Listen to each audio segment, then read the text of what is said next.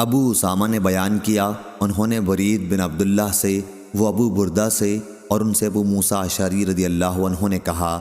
کہ نبی کریم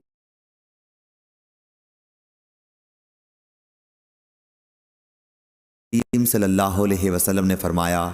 غلام جو اپنے رب کی عبادت احسن طریق کے ساتھ بجا لائے اور اپنے آقا کے جو اس پر خیر خواہی اور فرما برداری کے حقوق ہیں انہیں بھی ادا کرتا رہے تو اسے دگنا ثواب ملتا ہے۔ صحیح بخاری حدیث نمبر 2551۔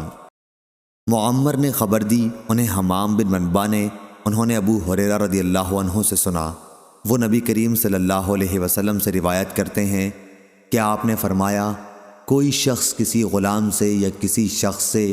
یہ نہ کہے اپنے رب مراد آقا کو کھانا کھلا، اپنے رب کو وضو کرا، اپنے رب کو پانی پلا،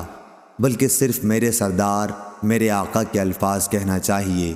اسی طرح کوئی شخص یہ نہ کہے میرا بندہ، میری بندی، بلکہ یوں کہنا چاہیے میرا چھوکرا، میری چھوکری، میرا غلام۔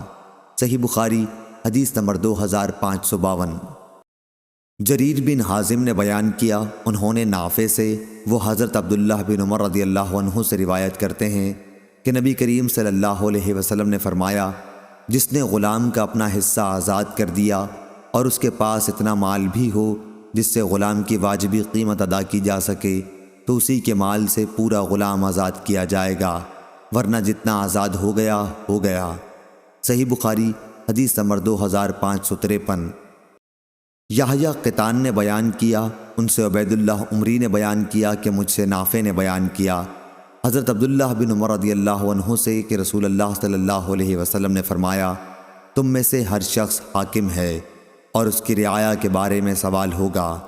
پس لوگوں کا واقعی امیر ایک حاکم ہے اور اس سے اس کی رعایا کے بارے میں اس سے سوال ہوگا،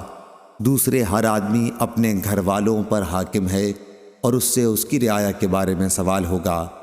تیسری عورت اپنے شوہر کے گھر اور اس کے بچوں پر حاکم ہے، اس سے اس کی رعایا کے بارے میں سوال ہوگا، چوتھا غلام اپنے آقا سید کے مال کا حاکم ہے اور اس سے اس کی رعیت کے بارے میں سوال ہوگا، پس جان لو کہ تم میں سے ہر ایک حاکم ہے اور ہر ایک سے اس کی رعیت کے بارے میں قیامت کے دن پوچھ ہوگی۔ صحیح بخاری حدیث نمبر 2554۔